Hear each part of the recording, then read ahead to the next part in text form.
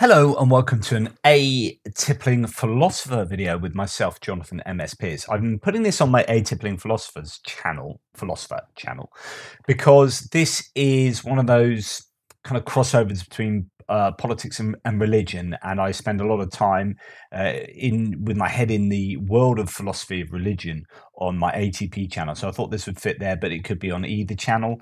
And I'm going to talk to you about what's going on in Russia and Ukraine, etc., etc. That's the geopolitical bit, but this involves Russia's and the Kremlin's, and I guess the television networks and propagandists' use of religion, and how they're using it as a tool, in this case in the information space, to I guess, to fight against Ukraine, to otherize Ukraine, to get their own sort of internal audience on board, with thinking, on the one hand, Russia are the good guys, on the other hand, thinking, Ukraine are the bad guys. And what better way to do that than by using religion as a divisive tool?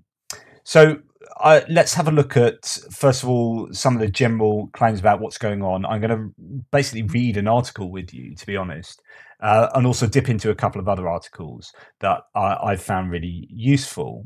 So recently, I mean, there's a person called Julia Davis who's a journalist who does translations of the Russian propagandists, does all the watching of their kind of splurges on television so that you don't have to, and it's a really useful resource.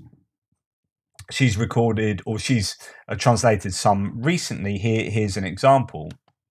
So it gives us confidence that this is a holy war, which in the end will lead to the coming of Jesus, who will lead the troops that I currently call the forerunner of Jesus' forces, Apti Alaudanov.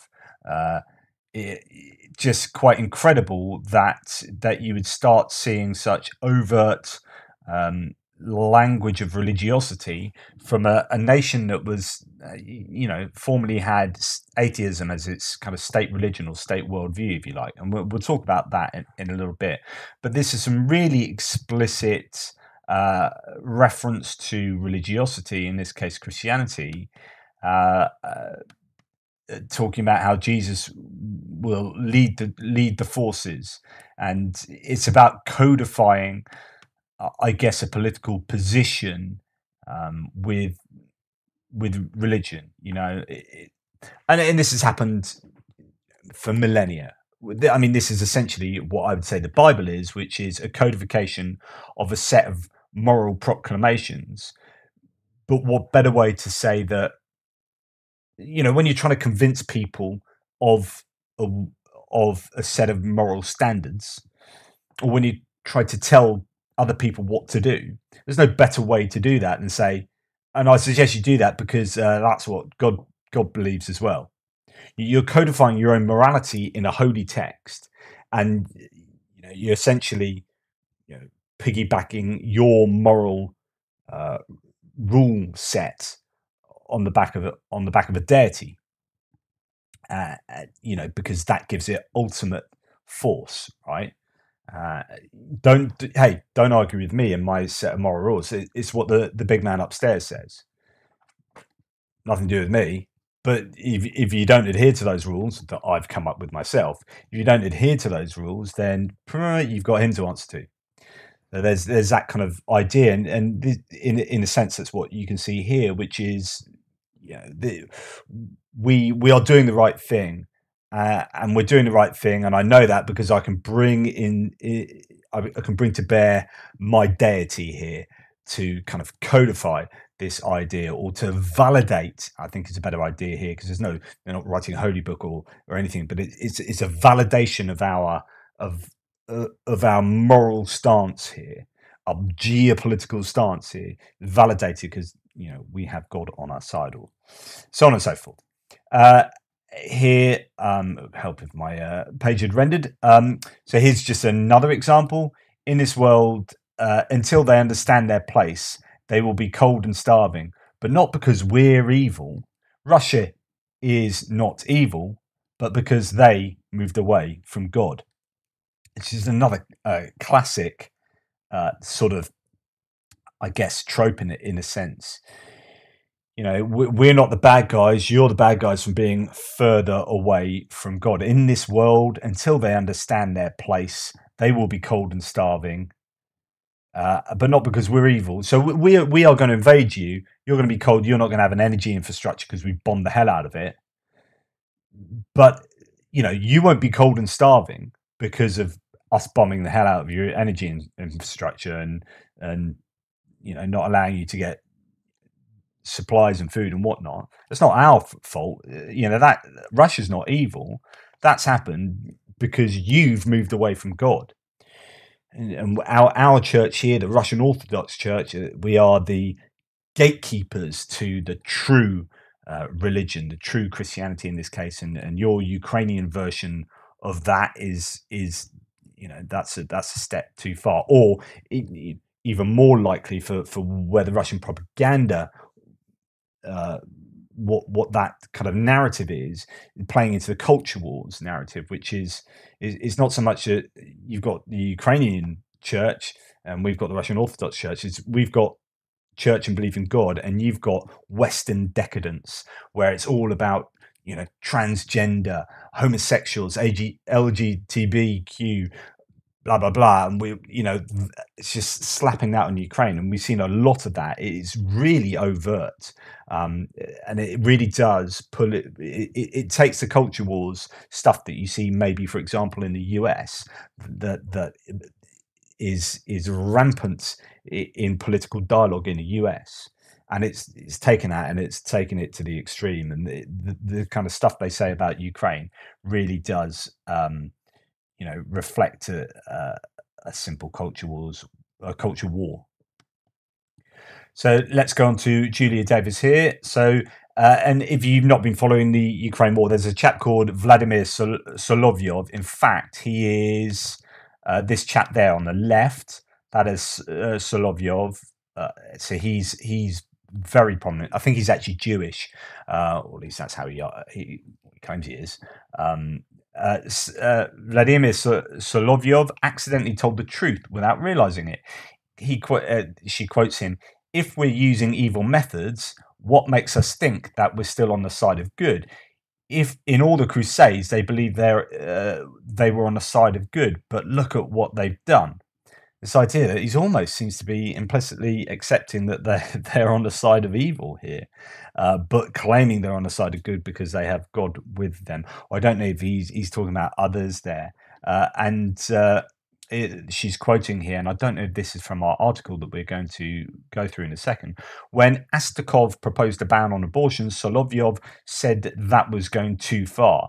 If we use the methods of evil and say that we want to implement harsh measures, then how are we different from them? Astakov argued, "We're different because we're on the side of good." The host replied with a surprisingly lucid argument, apparently without realizing that his words also applied to Russia's genocidal war in Ukraine. "If we're using evil methods, what makes us think we're still on the side of good?" He added, "This is what the Inquisition was based on. They believed they were on the side of good, but they've committed such horrible evil. In all the Crusades, they believed they were on the side of good, but look at what they've done." And Davis is absolutely right here. This can apply to everything. In fact, you know, what's already been said in these conversations, which is you may claim you have good on your side, but what's to say you are not actually committing evil in the name of so-called good? And of course, you know, and that can apply to pretty much everything Solovyov's ever said, certainly in the last year of this war. I mean, he's a terrible example of you know, a moral agent, sadly. And then Michael McKay here talks about who appears to be a greater example of a I guess, a moral religious leader here. So Bartholomew I of Constantinople, the ecumenical patriarch and spiritual leader of Eastern Orthodox churches worldwide. So it's not Patriarch Kirill, who's a Russian Orthodox leader who formerly of the KGB, and he is very tight with Putin and is no, yeah, he's not a good person. This is Bartholomew I of Constantinople named the so-called Russian Orthodox Church as bearing responsibility for war crimes against Ukrainians. So Bartholomew said the church and the Russian leadership cooperated in the crime of aggression and share responsibility for the crimes committed, such as the shocking abduction of Ukrainian children. He knows the difference between good and evil. Francis of Rome does not. So this is Michael McKay being quite damning about the Pope, who has, although he has been fairly forthright at times on a war in Ukraine, he's not gone so far as to attack, say, the Russian Orthodox Church as directly as that. So that is a really interesting move. Now, before I go to the article that Julia Davis has written, so she's talked about, Kremlin mouthpieces have invoked a range of deities in aid of Russia's war of aggression. This is an interesting quote that she uses in that article, because there's a long history of actually rulers the world over using religion for their own political gain, or for their own individual gain, or whatever it is. It's a utilitarian approach to religion. And it's worth maybe looking a little bit at the history of religion in the Soviet Union, USSR. This is a great article in The New Humanist called Hammer, Sickle, Crucifix: Why 20th Century Communists Couldn't Decide if They Wanted to Befriend the Religious or Blow Up Their Churches. So this idea that and there's a very good Wikipedia page on Christian persecution, or persecution of Christians in the Soviet Union. Very good Wikipedia page, very detailed, lots of information on there. But it's not so simple as the Soviet state persecuted Christianity and religion, and they had state atheism, and it was all terrible for religious people for the entire duration of Soviet of communist thought and regimes in the USSR. Instead, it's quite a varied, motley history. So I'm just going to pick out just a couple of paragraphs from here and excerpts. I've done this on a previous video on my Ukraine war channel, or my geopolitics channel, but it's widely held that the Bolsheviks promoted atheism from the moment they took power. However, this is not the case. Lenin's revolutionary colleagues saw themselves as rationalist and scientific, to be sure, and thoroughgoing criticism of religious beliefs and of reactionary social influence of the Russian Orthodox Church was part of this. But atheism was not a significant aspect of their political program, and there were divisions between Bolshevik leaders about what approach to take to religious believers. Some revolutionary communists actually appealed to people's religious values with the aim of mobilizing them in support of Bolshevik initiatives, which is to say that there's this greater atheism was a means to an end. Atheism wasn't the end for communism. It's like, we're going to create this entire worldview such that we end up with atheism. Atheism was just a component that gets you towards, equality, or it's about the means of production, or all these other aspects of this communist enterprise. Atheism was not the end result, but a means to an end, or just almost, I guess, maybe, as I say, a component of it. The article continues a little later. From the late 1930s, religious policy changed in the Soviet Union itself. The Russian Orthodox Church and some other denominations were granted varying degrees of toleration on the understanding that they would support, or at least not oppose, government policies domestically and abroad. In other words, it's all about the policies, right?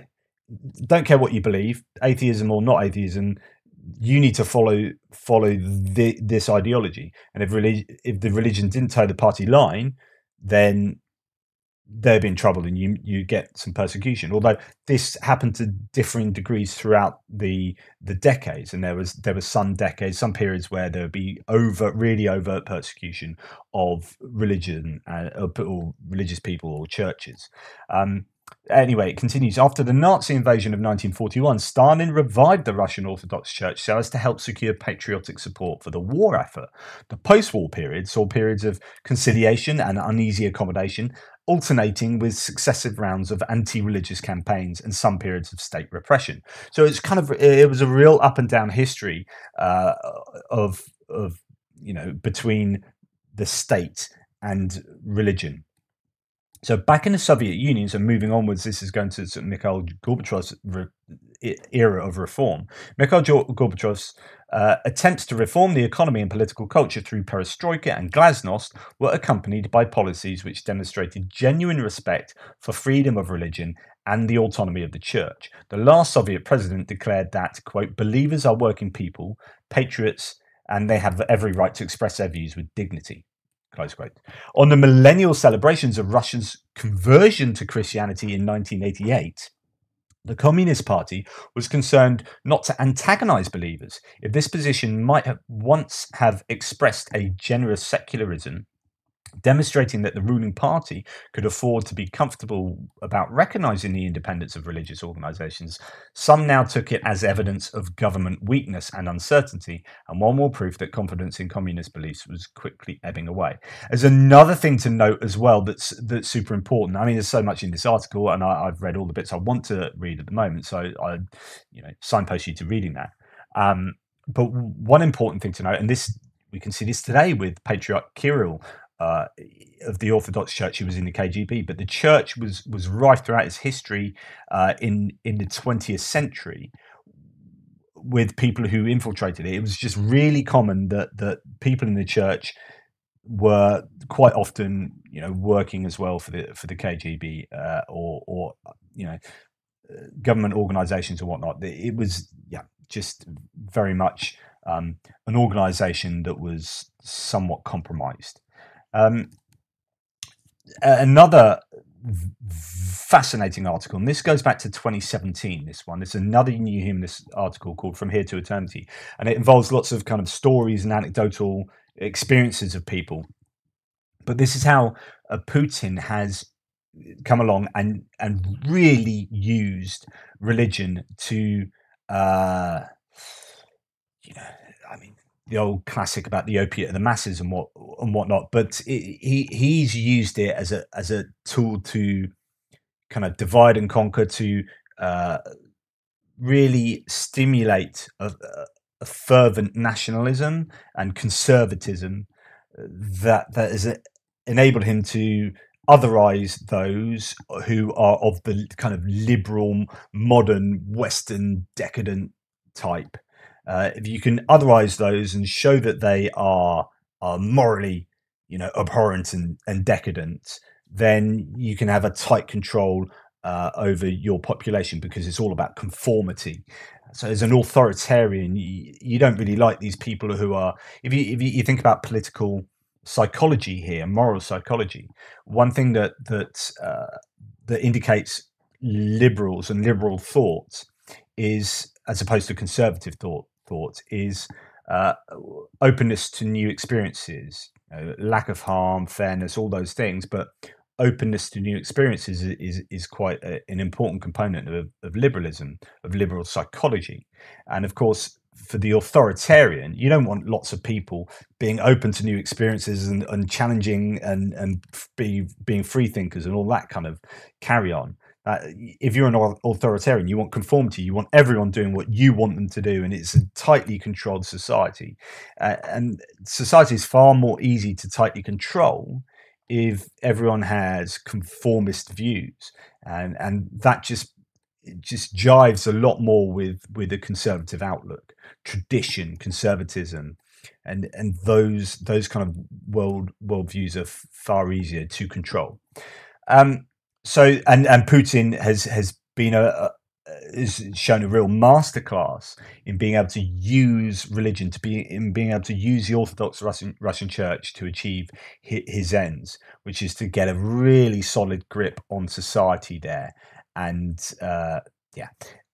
really interesting article. So much in here that I could quote, but let's just pick out a couple of paragraphs. The social and religious conservatism driving these religious radicals was granted the status of Russia's unofficial ideology in 2012 after mass anti-Putin protests in Moscow.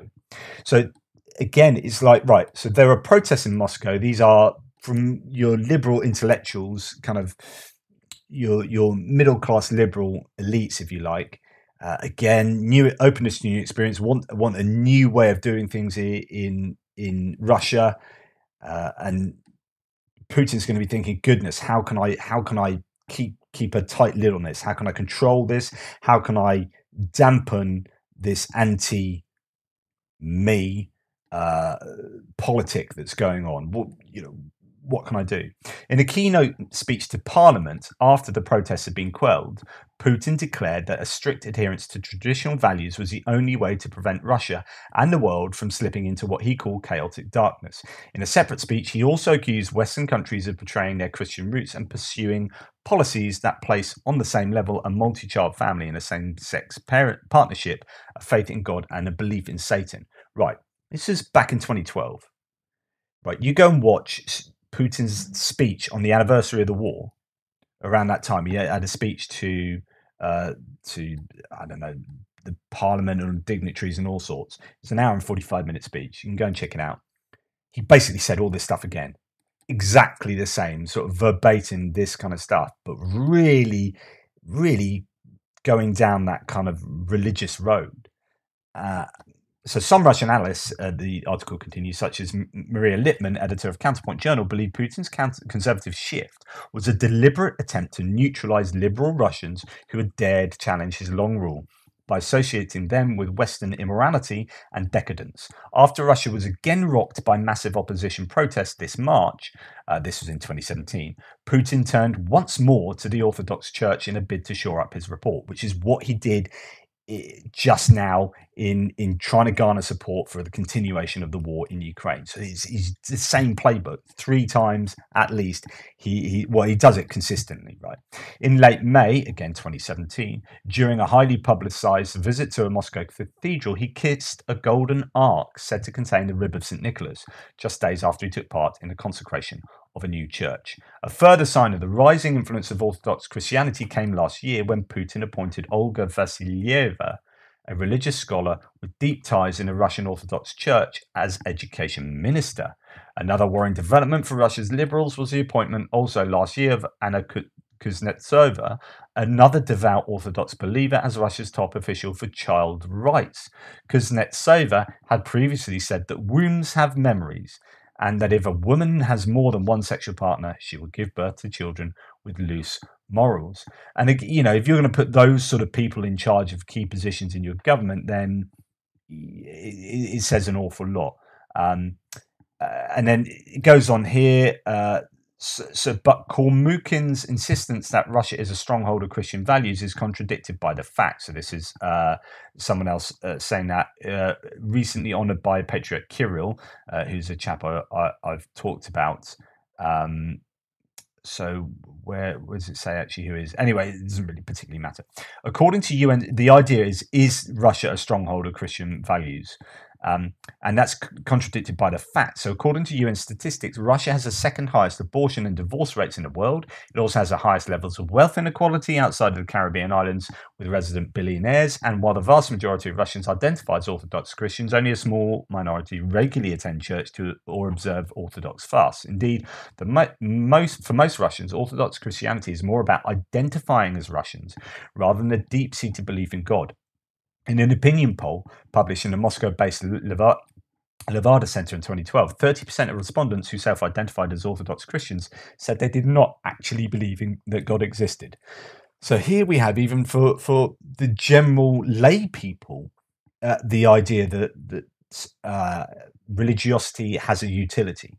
It's not about necessarily the content, but it's about the identity it gives you. And then if you have this identity, and someone who doesn't, you are able to otherize them, and it's all about your in-groups versus your out-groups, which is, again, goes back to like a conservative kind of thought processes that are more interested in tradition, purity, in-group rather than out-group. So if you think about liberals, you think about liberal charities that liberals are often involved in. It might be like refugees or immigration or this and that. It's about looking at the world and everyone's the in group. There's just there's no one really in the out group. There's one giant in group. Whereas conservatives are much more interested in family.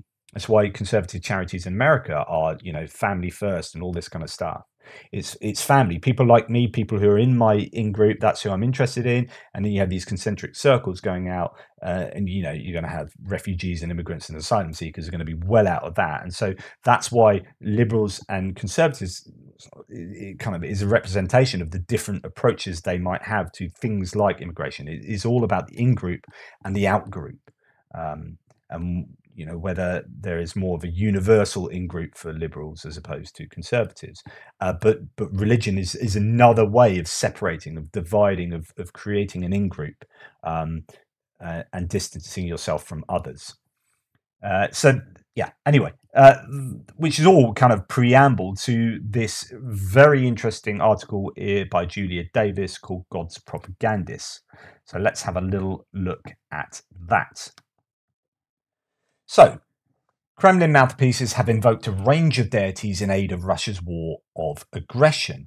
Before Russia unleashed its full-scale invasion of Ukraine, the topic of religion was rarely discussed by the most prominent state media performers. The war was supposed to be quick and painless, and the motivation for stealing its neighbour's land did not need God's endorsement. On December 31st, 2021, Oleg Voloshin, a former aide to the pro-Russian government of Viktor Yanukovych,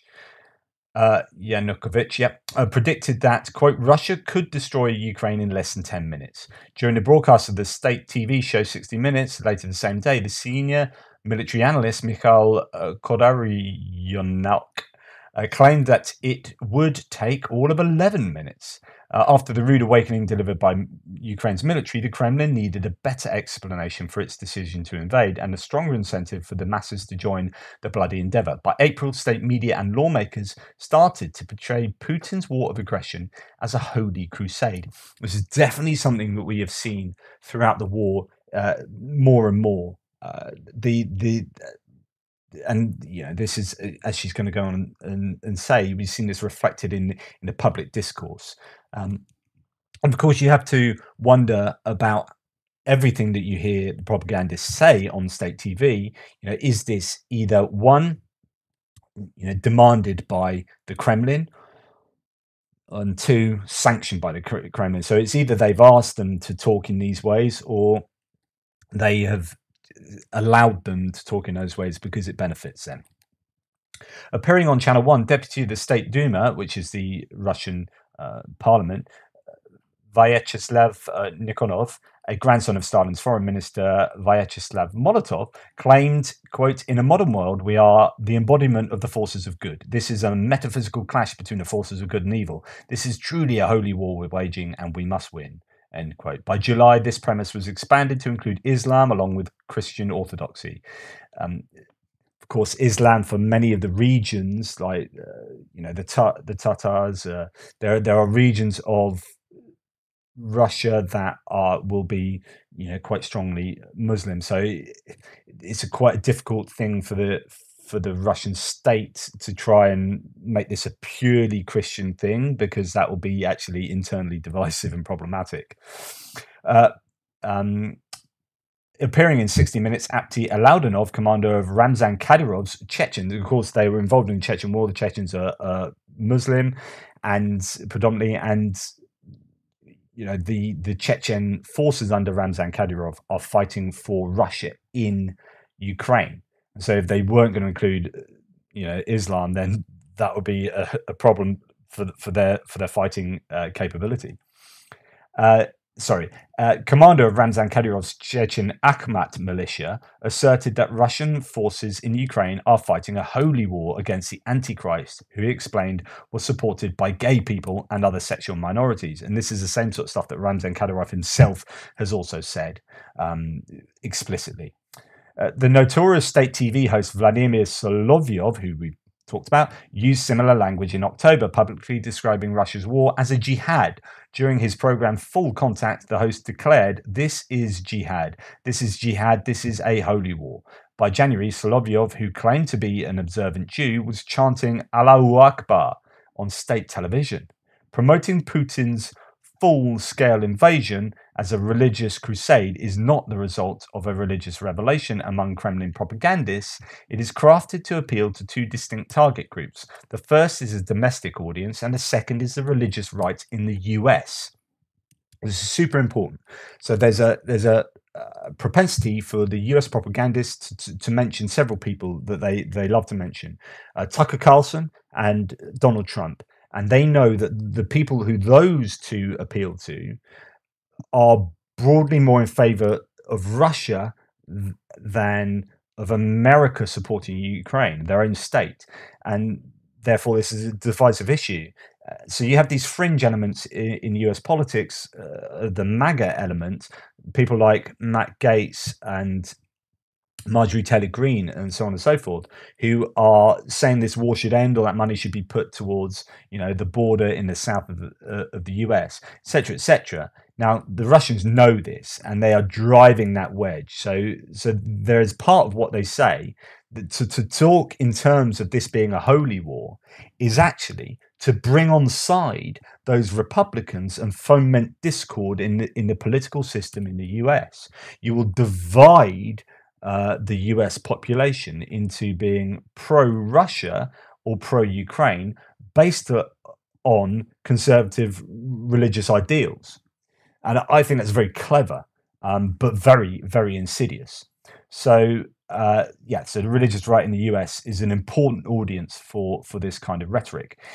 It is the role, after all, of Russian official mouthpieces to exploit any potential division in the West, especially the US, as Ukraine's main military and financial backer. Every tweet or comment by notable US figures opposed to President Biden's Ukraine policy is endlessly promoted on state television, with the underlying message that it is only a matter of time before anti-war Republicans cut Ukraine's lifelines and leave Russia the victor. Most Russians are not overly religious, with church attendance sparse, as we've heard already. Only 6% attend church regularly. Most propagandists, many of them raised in these atheist Soviet states, are not only irreligious, but openly admit this, while at the same time peddling the idea of a holy war against Ukraine and the West. Sometimes the hypocrisy is too much to take, even the most seasoned Kremlin mouthpieces. Appearing on Sunday evening with Vladimir Solovyov, in March, Pavel Astakov, Russia's former children's rights commissioner, asserted, quote, "There should be no godless people in the places where governmental decisions are made. No agnostics, the undecided, the doubting ones, friends. The enemy understands where to hit us. It is no accident that Congressman Jamie Raskin said that first. Orthodoxy should be destroyed, since this is the foundation of Russia." In reality, Representative Raskin made no such comment, the attribution originating on Tucker Carlson's Fox News show. Replying to Astakov, Solovyov objected, quote, "After 30 years of attempting to restore orthodoxy, preceded by 80 years of total godlessness, we're trying to find a group of highly professional people for whom we are supposed to check their degree of Christianity?" He argued that qualifications are much more important than beliefs. Solovyov said, quote, "We believe in the triumph of our weapons." Panelist Vladimir Kornilov chimed in, "This means I'm surrounded by believers. Now I know." When Astakov proposed a ban on abortion, Solovyov said that was going too far. Quote, "If we use the methods of evil and say that we want to implement harsh measures, then how are we different from them?" Astakov argued, "We're different because we're on the side of good." The host replied with a surprisingly lucid argument, as I said earlier, apparently without realizing that his words also apply to Russia's genocidal war in Ukraine. "If we're using evil methods, what makes us think that we're still on the side of good?" he added. This is what the Inquisition was based on. They believed they were on the side of good, but they committed such horrible evil. In all the Crusades, they believed they were on the side of good, but look at what they've done. And that's how the piece ends. But actually, there's a lot more that could be said. So in Putin's speech recently, there's an invocation of Satan as really, and this appeared to me the very literal understanding of Satan, invoking, these, the work of Satan in the West and with Ukraine. It's just really, I find that entirely simplistic and naive, but you are just driving home this idea of we're the good, we're the religious, we have right on our side, and they are evil, they are decadent, they have Satan um, stoking their fires, and it's that kind of real good and evil, and traditional family values, all those things that we've seen, say, in the United States, in creeping into politics, so it becomes less about actual policy.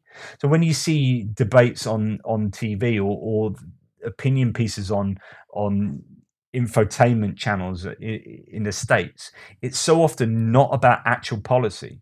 Like, they don't talk enough about, like, well, what are we going to do when we're actually governing this country? It's going to be like, oh, there's a war on Christmas. Oh, it's good, X and Y culture wars thing that often defers to some kind of argument that involves religion, and and the Russians have taken that and they're going with it. But the interesting thing is that they're then using that to appeal back to the country that is providing, in real terms, the biggest support for Ukraine, the US. And if they can foment this division within the Republican Party, for example, or not, for example, within the Republican Party, and if they can get with now the House, the GOP in charge of the House with a very slim majority, but if they can make it far more difficult for the US to get through financial aid packages or military aid packages, then job done. This is kind of hybrid warfare. This is a fifth generation warfare. This is argument over the information space. This isn't just fighting on a field, man against man with a gun. This is using high-tech weaponry and all of that, which is still that kind of simplistic warfare, conventional warfare. But we've now moved into the information space and the technological age, and people have, we're fighting over narratives, and part of that fight involves religion. It is a tool here. Don't think for a minute that there's any kind of genuine religious content or religiosity involved. It's not that. It is, religion here is a tool that's used to divide both, internally, domestically, and internationally. Anyway, that's just me having a kind of stream of consciousness reacting to what I'm reading here. Hopefully, I made sense. Sometimes I've talked a bit about this before. I listen to myself speak and go, "Yeah, that's what I wanted to say. Good stuff." I don't know what's going to come out, and it comes out, and if it works, it works. If it doesn't, you'll let me know. But thank you for listening. If you have anything to say on the subject, I'd love to hear about it in a thread below. Please like, subscribe, and share if you find it informative and interesting. If not, just I don't know, have a cup of tea or something and think about something else. Anyway, take care, and I will speak to you soon.